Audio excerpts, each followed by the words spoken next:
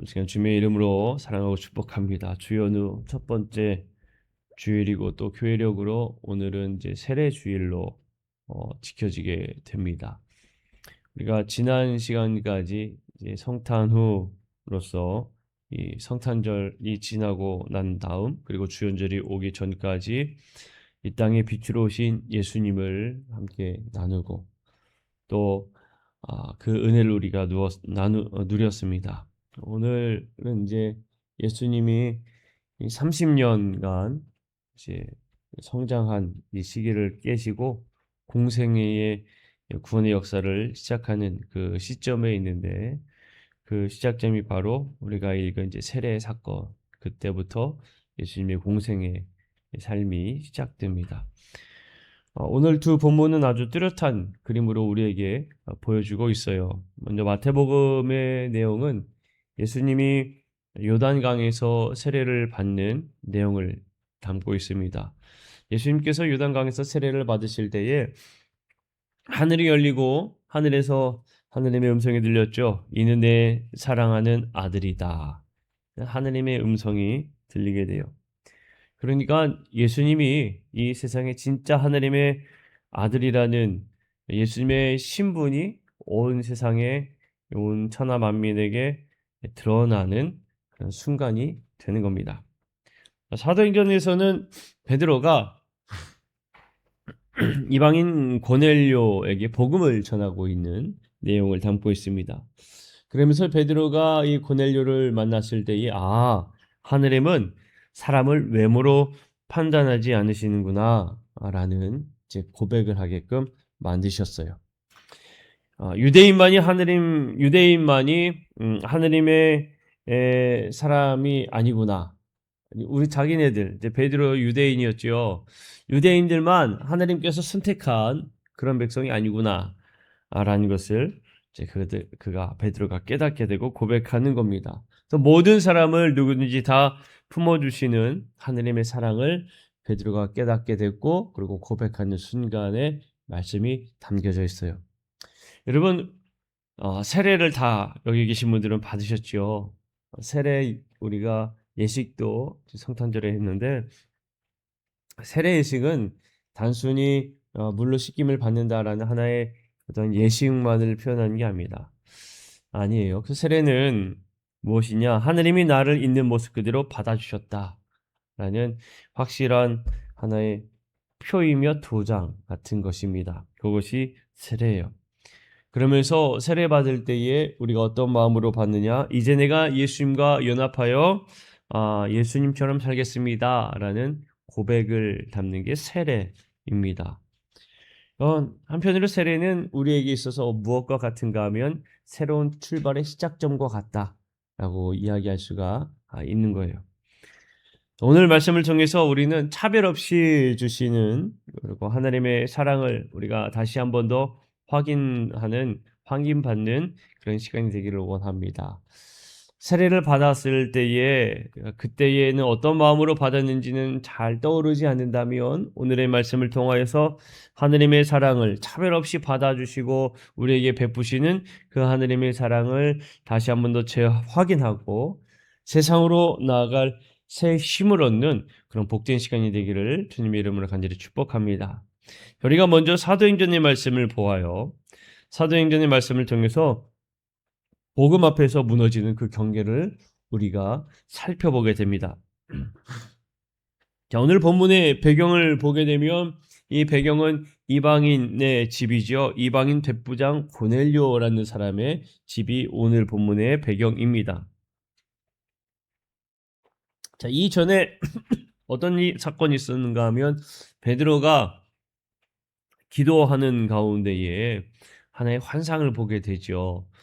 베드로는 예수님의 수제자였지만 그때까진 이방인 선교에 대해서는 아주 적극적이지는 않았습니다. 베드로는 이방 선교에 대해서는 그렇게 막 열심을 냈던 사람이 아니에요.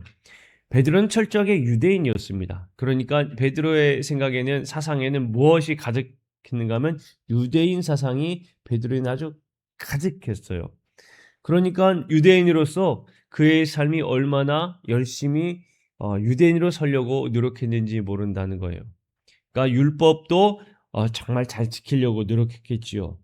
그런 가운데에 베드로가 기도할 때에 하늘에서 이 보좌 같은 게 내려와서 이 정결하지 않은 이런 짐승들을 보게 되고 하나님께서 먹어라 했을 때 베드로가 주님, 저는 유대인으로서 정결 예식을 한 번도 지키지 않은 적이 없습니다. 나는 저거는 먹을 수 없습니다라고 거부했던 그러한 갈등의 이야기가 우리가 함께 본 말씀 이전에 나타나게 됩니다. 유대인에게 있어서요, 이 율법과 또 식탁의 규례는 그들에게 있어서는 매우 목숨과도 같은 겁니다. 정결한 음식을 먹지 못하면, 그러니까 부정한, 그들에게 있어서 부정하다라고 여겨지는 것을 먹거나 접촉하면 그들은 어떤 생각에 가득 찼는가 하면 자기들도 부정해진다라고 생각을 했어요. 그러니까 부정해진다는 얘기는 하나님의 백성으로서의 그 삶을 살 수 없는 존재가 된다. 다시 정결하게 되기 위해서 부단히 노력해야 됨을 그들은 늘 생각하고 있는 겁니다. 그리고 이 유대인들은요, 이방인과 함께 섞여서 밥을 먹거나 하지도 않았어요. 이방인들을 그들은 무시했죠. 이게 유대인들의 삶이었습니다. 베드로도 마찬가지였어요. 베드로도 철저하게 유대인이었습니다. 그 상상, 하나님의 환상을 볼 때까지도 보면은 그의 머릿속에는 나는 유대인인데 난 저 부정한 거 먹을 수 없습니다. 이게 아주 가득했음을 보여주지 않습니까? 그러니까 유대인으로서 베드로는요, 하나의 선을 그어 놓은 거예요. 나와 저들은 다르다. 나는 하나님의 선택된 백성이고 저들은 멸망해도 마땅할 그런 존재에 있는 존재라고 생각하는 하나의 선을 베드로는 분명히 그어 놓았던 겁니다. 그런 베드로를 하나님께서 환상을 보여주시면서 흔들어 놓으신 거예요. 너의 그 생각을 깨트려라. 너의 그 가득 차 있던 생각과 마음을 부수어라. 한마디로 그렇게 하나님은 베드로에게 환상을 통해 보여주신 겁니다. 그러면 하나님이 말씀하시죠. 야, 내가 깨끗하게 한 걸 네가 어떻게 속되다 하냐. 그런 말 하지 말아라. 라고 하나님이 베드로에게 말씀하세요. 내가 깨끗하다고 했는데 네가 왜 부정하다고 하니? 라는 말씀을 하시는 거죠. 그런 가운데에 그 환상에 깨었을 때 갑자기 사람들이 찾아왔습니다. 그 사람들이 누구냐면 고넬료가 보낸 사람들이죠.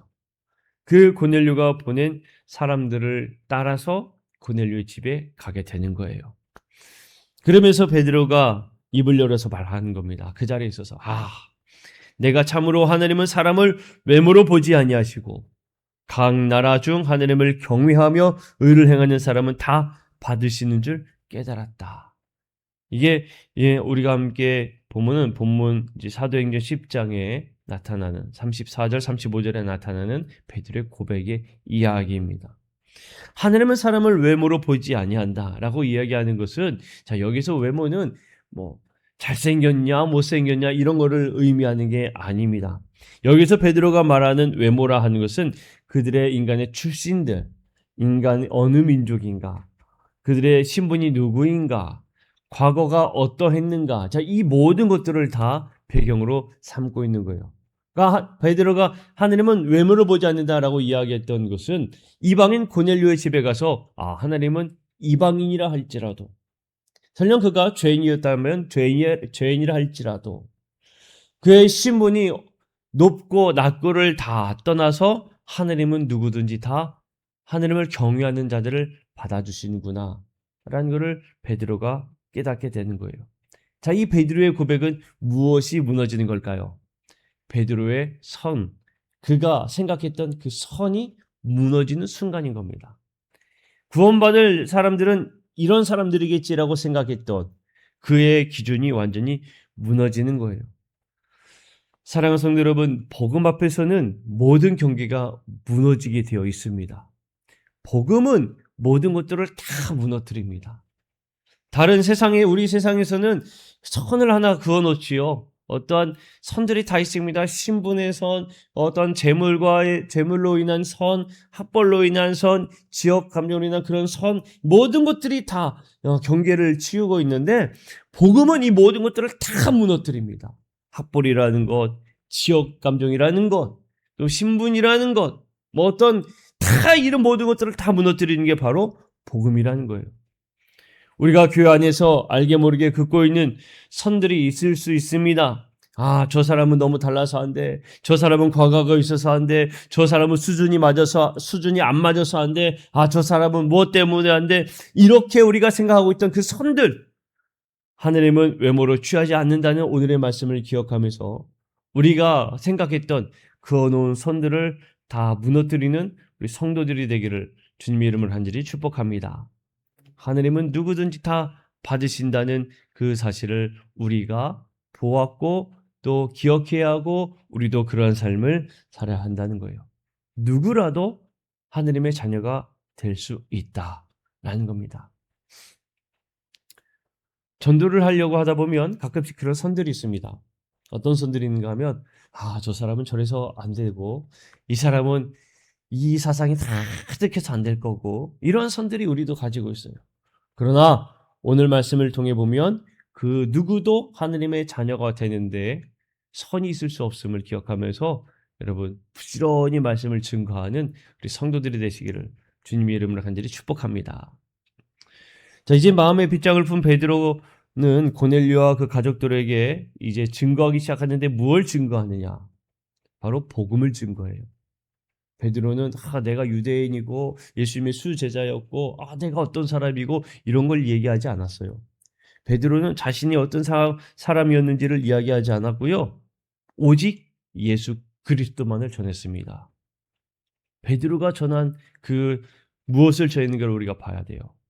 당신이 부른 나는 이런 사람이야 라는 이야기는 전혀 하지 않았어요. 오직 예수님만 증거했어요. 예수의 이야기로 시작해서 예수의 이야기로 끝난 게 베드로의 오늘의 이야기입니다. 38절을 보게 되면요. 하느님이 나사렛 예수에게 성령과 능력을 기름 붓듯 하셨음에 그가 두루 다니시며 선한 일을 행하시고 마귀에게 눌린 모든 사람을 고치셨으니 이는 하느님이 함께 하셨습니다. 그러면서 이어지는 말씀을 보면 예수님의 십자가의 죽으심 그리고 예수님의 그 부활 이야기가 되어 그리고 우리의 심판주가 되신다 라는 복음을 증거합니다. 여러분 우리도 베드로와처럼 복음을 증거해야 될 줄로 믿습니다. 오직 예수님만 이야기하면 되는 거예요. 예수의 이야기만. 이것이 마지막 결론은 이거예요. 그를 믿는 사람들이 다 그의 이름을 힘입어 죄 사함을 받는다 하였느니라. 누구든지 예수의 이름을 부르면 구원을 받는다. 여러분 우리가 증거해야 할 복음의 핵심인 줄로 믿습니다. 다른 이야기 다 필요 없고 이게 진짜 핵심인 거죠. 예수의 이름을 부르면 누구든지 다 구원받는다. 죄의 사함을 얻는다. 우리는 이 믿음으로 증거해야 돼요. 이 설교가 끝났을 때에 어떤 일이 일어나는가 하면요. 우리의 본문 이후에 보면 무슨 일이 일어나느냐. 말씀을 듣던 모든 사람들에게 성령이 내려오는 걸 보게 돼요. 베드로에게 있어서는요. 이게 매우 충격적인 사건입니다. 왜냐하면 베드로가 처음 그 제자들이 성령에 임재했던 오순절 사건을 우리가 한번 떠올려 보면 그들이 예수님의 말씀을 기억하여서 모여서 기도했을 때 성령이 임재하는 걸 경험했죠. 그때는 모두가 다 유대인들이었습니다. 예수님의 제자들, 예수님을 따르던 사람들. 그런데 그러한 성령의 임재가 지금 동일하게 누구에게 임하는 거예요? 이방인에게 임하는 거예요. 야, 베드로에게 있어서는 이게 놀라울 수밖에 없는 겁니다. 야, 하나님의 성령이 우리에게만 임하는 게 아니구나. 저들에게도 동일하게 임하는구나. 야, 하느님의 역사는 차별이 없구나. 하느님의 구원의 역사는 차별이 없구나. 이게 하나님의 은혜구나. 베드로가 직접 목격하고 고백하는 순간인 겁니다. 여러분 우리가 복음을 증거했을 때에 그 복음을 증거한 이들, 복음을 접한 이들이 주 앞에 나오는 것도와 마찬가지입니다. 내가 생각지도 못한 이에게 복음을 전했는데 그 복음을 받아들이고 함께 교회 와서 예배하고 세례받고 구원된 백성 되었음을 고백하는 그 순간이 얼마나 놀라운 은혜인지 모릅니다. 하느님의 역사는 모두에게 동일하게 이루어지는구나. 이것을 베드로는 보게 되었다는 거예요. 자, 여기에서 우리는요, 두 가지 자세를 배웁니다. 하나는 뭐냐? 고넬료의 준비된 마음을 보아요. 고넬료는 준비가 되어 있었습니다. 이 고넬료는요, 베드로가 오기 전부터 가족과 친구들을 모아놓았어요. 다 모아놓고 사도행전 10장 33절을 보게 되면요, 우리는 주께서 당신에게 명하신 모든 것을 듣고자 하여 다 하느님 앞에 있나이다. 준비되어 있는 거예요. 우리는 하느님이 어떤 말씀을 하실지 듣고자 합니다. 이제 말씀만 해주세요. 들을 준비 되어 있습니다. 그들은 준비되어 있었어요. 준비된 마음을 우리가 보아야 합니다. 이런 갈급함이 있을 때 성령이 임한다는 거예요. 고넬료의 마음, 그가 듣고자 했던 그 마음에 하느님께서 응답하신 사건인 겁니다. 또 다른 하나는 뭐냐? 교회의 열린 자세인 거예요. 베드로처럼 내 안에 편견을 깨고 오라! 누구든지 환영한다라고 이야기할 수 있는 그런 문턱을 낮추는 교회가 되어야 한다는 겁니다. 교회는 문턱이 높은 곳이 아니에요. 또 거룩한 사람들, 어떤 높은 사람, 그런 사람들만 오는 곳이 교회가 아니라는 겁니다. 베드로의 이 이방인 전도와 함께 이방인에게 역사하는 그것을 보면서 교회는 누구나 다 올 수 있는 곳이 교회이다 라는 것을 우리가 알아야 됩니다. 때때로 그런 일들이 일어나기도 합니다. 씻지도 않아서 서울 같은 경우에 노숙인들이 올 때에 당신 같은 사람들 오면 안 됩니다. 때로는 그 전날 술만큼 취해가지고 술 냄새를 막 풍기면서 올 때에 당신 같은 사람이 교회 오면 안 됩니다. 우리는 인간적으로 보면 어떻게 준비돼서 와야죠 라고 이야기를 하지만 오늘의 말씀을 보면 아니라는 거예요. 누구든지 다 교회의 문턱에 들어설 수 있다는 것을 우리가 알아야 되는 거예요. 바로 교회는 그런 장소임을 우리가 기억해야 될 줄로 믿습니다. 자, 이제 우리가 시선을 마태복음으로 한번 돌려보게 됩니다. 예수님의 세례 장면이지요. 예수님께서 요단강에 나오셨을 때에 세례 요한이요 깜짝 놀랍니다. 그러면서 말리면서 이야기하죠. 예수님, 제가 예수님께 세례를 받아야 할 터인데 어떻게 저에게 오십니까? 이 세례 요한의 이야기입니다. 그러면 예수님은 죄가 없으신 분이기에 회개의 세례가 필요 없다는 그런 말일 수도 있습니다. 그러면 우리가 세례 요한과 예수님과의 그 관계를 한번 생각해 보지요. 복음서를 보게 되면요, 세례 요한의 어머니인 엘리사벳이 임신하고, 그리고 예수님의 이 어머니 마리아가 임신하였을 때에 둘은 서로 그 임신 소식을 듣고 만나서 즐거워했습니다. 둘은 어떤 관계였느냐? 먼 친척 관계였어요. 먼 친척 관계로 둘이 임신했을 때 만나서 서로의 그 임신 이야기를 주고받으며 서로 축복했습니다. 그러니까 세례 요한이 계속 성장하면서 어머니 엘리사벳에게 이야기를 듣지 않았을까요? 저 먼 친척에 마리아의 아들 예수가 있는데 하나님께서 마리아에게 은혜를 베푸셔서 이렇게 잉태하신 분이야. 이런 이야기를 하지 않았겠습니까? 분명히 세례 요한은 그 이야기를 들으며 자랐을 것이라 여겨져요. 자, 그러니까 예수님이 왔을 때 내가 세례를 오히려 받아야 되는데 어떻게 나에게 오십니까? 라고 만류하지 않았을까 하는 생각을 해봅니다. 자, 근데 예수님이요 그때 뭐라고 말씀하셨냐면 이제 허락하라. 우리가 이와 같이 하여 모든 의를 이루는 것이 합당하다라고 이야기를 하세요. 자, 여기서 모든 의는 뭘까요? 바로 하느님의 뜻과 계획을 말하는 겁니다. 그러니까 예수님이 세례를 받음으로 인하여서 죄가 있어서 세례를 받는 것이 아니라 죄인인 우리와 동일한 자리에 서시기 위해서 세례를 받으셨고, 그리고 그로 인해서부터 정말 하느님의 그 계획하심을 이루시기 위한 그 시작점을 알리고 있는 겁니다. 예수님은 우리와 같이 낮아지셨고 이제 우리와 함께 연대하시기 위한, 우리를 구원하시려는 하느님의 계획에 대한 철저한 순종의 시작으로서의 세례를 받으셨음을 우리에게 보여주고 있는 거예요. 예수님이 이 순종의 세례를 받고 물에서 올라오실 때에 놀라운 일이 또 마찬가지로 열려지지요. 벌어지게 됩니다. 하늘이 열리고요. 하느님의 성령이 비둘기 같이 내려 자기의 임하심을 보더니 하늘로부터 소리가 있어 말씀하시되 이는 내 사랑하는 아들이요 내 기뻐하는 자라 하시니라. 성령의 음성, 하느님의 음성이 들리는 겁니다. 자, 그런데 여기서 우리가 한 가지 또 주목해 볼 필요가 있는 부분이 있습니다. 뭐냐? 예수님이 세례를 받기 이전에 예수님 어떤 놀라운 일들을 행하셨을까요? 예수님이 나는 하느님의 아들이라는 것을 나타내는 그런 일들이 있었을까요? 어떤 기적이 있었을까요? 설교를 하셨을까요? 아니에요. 병자를 고치셨을까요? 아니에요. 기적이 아무것도 없었습니다. 기적이 없었어요. 아무 공로도 없었어요. 근데 하나님께서 말씀하신 거예요. 너는 내 사랑하는 아들이다. 내가 너를 기뻐한다. 하나님의 이게 응답이었습니다. 여러분, 이게 세례의 신비라는 겁니다.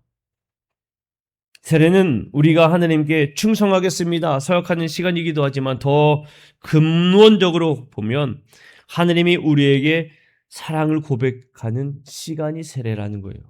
우리는 결단하고 결심하지만 오히려 하나님께서 내가 너를 사랑해 라고 말씀하시는 시간이 세례라는 겁니다. 우리가 무언가를 잘해서 성공해서 하나님의 자녀가 된 것이 아니라는 거예요. 예수 그리스도를 믿어 그분과 연합했기에 하나님은 예수님께 주셨던 그 음성을 우리에게도 똑같이 들려주시는 겁니다. 너는 내 사랑하는 아들이다. 너는 내가 기뻐하는 딸이다. 라고 말씀하시는 겁니다. 우리는 자꾸 내가 이룬 성취나 또는 남들의 그런 평가로 자기 자신을 증명하려고 합니다.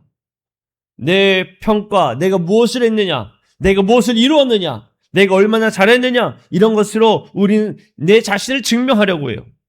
실패하면 인생이 끝난 것만 같고, 남보다 뒤처지면 초라해지는 것 같고, 남보다 못하면 설 수 없는 것, 작아지는 것 같은 우리 자신을 보게 됩니다. 그러나 세례받은 성도의 정체성은 세상의 평가에 있지 않다는 것을 분명하게 우리에게 말해줘요. 하늘로부터 들려오는 음성이 분명히 그렇습니다. 내가 너를 기뻐한다. 하느님이 기뻐한다는 거예요. 이 확신이 우리를 살게 하신 줄로 믿습니다. 우리가 어떠한 모습을 가지고 있든 중요하지 않다는 거예요. 여러분 보세요. 그리고 예수님의 세례 직후에 예수님의 공생애가 시작됩니다. 공생애라고 얘기하는 것은 예수님의 말 그대로 공적인 이 삶을 얘기하는 거예요. 세상에 드러난 삶. 3년에 걸쳐서 공생애의 삶이 시작되는데 이 세례 직후에 시작되는 거예요. 하늘의 음성을 들은 예수님은 곧바로 광야로 가셨고요. 복음을 전파하셨어요. 세례가 도착점이 아니에요. 세례는 출발점인 겁니다. 나는 하나님의 자녀다라는 신분증을 가슴에 품고 이제 예수님처럼 세상 속에서 사명을 감당하러 나가는 것, 이것이 바로 세례의 시작이다라는 거예요. 자, 그러면 사랑하는 성도 여러분, 오늘 사도행전의 말씀과 마태복음의 말씀을 우리가 함께 이어서 한번 생각해 보고자 합니다. 하나로 연결할 때에 우리가 생각할 수 있는 첫 번째 무엇이냐? 하느님의 받아주심입니다. 받아주심. 베드로는 깨달았어요. 아, 하느님은 사람을 외모로 보지 않으시는구나. 누구든지 차별 없이 받아주시는구나. 요단강에서 들린 음성은 확실하게 우리에게 얘기해 줍니다. 이는 내 사랑하는 아들이라. 여러분, 이것이 예수님에게만이 아니라 오늘 이 자리에 있는 여러분 모두에게 하느님이 받아주셨음을 여러분 믿으시기를 축복합니다. 하느님께서 우리 모두를 이미 받아주셨다는 거예요. 너는 내 사랑하는 아들이다. 너는 내가 기뻐하는 딸이다. 우리에게도 동일하게 말씀하신 줄로 믿습니다. 우리도 하나님께서 받아주셨다라는 사실을 우리는 기억해야 돼요. 우리의 과거가 어떠하든지, 우리가 어떠한 상처를 가지고 있든지, 우리가 어떠한 연약함을 가지고 있든지 하느님은 중요하지 않다는 겁니다. 저 앞에 나왔을 때 하느님은 우리를 받아주셨습니다. 이 사실이 매우 중요하다는 거예요. 두 번째로 오늘의 말씀을 통해 이야기해 주는 것은 무엇이냐? 보내심입니다. 보내심. 고넬료의 가정에 성령이 임하자 무엇이 시작됐느냐? 그때부터 이방인의 문이 활짝 열리기 시작했습니다. 이방인의 선교가 시작됩니다. 하나님께서는 구분 짓는 게 아니구나. 저들에게도 동일하게 역사가 이루어지는구나. 베드로의 그 고백이 시작되었고 바로 연합이 이루어지기 시작하는 겁니다. 유대인과 이방인과의 분리가 아니라 우리가 모두가 다 하느님 안에서 사랑하는 자녀구나 라는 시작이에요. 예수님이 세례를 통해서 하느님의 의를 이루십니다. 십자가의 길을 향해서 발걸음을 떼기 시작합니다. 세례는 멈춰서 있는 웅덩이가 아니라는 거예요. 흐르는 강물이라는 겁니다. 우리가 은혜를 받았다면 예수님처럼 우리도 흘러가는 삶을 살아야 할 줄로 믿습니다. 세례 주일에 우리에게 주시고자 하는 말씀은 그거예요. 하느님께서 우리를 받아주셨으니 우리가 그 확신을 얻고 이 세상에 보내심을 받는 삶을 살아야 할 것을 우리에게 말해주고 있는 겁니다. 너희는 나의 사랑하는 아들이요 딸이니 이제 세상에 나가서 그 뜻을 이루어라. 하느님께서 우리에게 말씀하시는 것입니다. 우리가 이것을 기억하면서 우리의 이 한 주간 살아갈 때에 이렇게 살아가면 좋겠습니다. 하나는 뭐냐? 매일 나는 지난주에도 그랬지만 나는 하나님의 사랑하는 자녀다.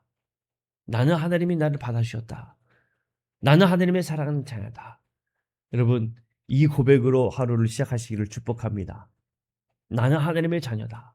여러분 이 고백으로 시작하면요 하루의 삶이 어떤 삶이 될까요? 나는 하나님의 자녀라는 이 생각 안에서 살아가게 되어 있어요. 어디를 가도 난 하나님의 사랑하는 자녀인데, 난 하나님의 사랑하는 자녀인데 우리의 삶에 변화가 이루어진 줄로 믿습니다. 두 번째로 뭐느냐? 순종이에요.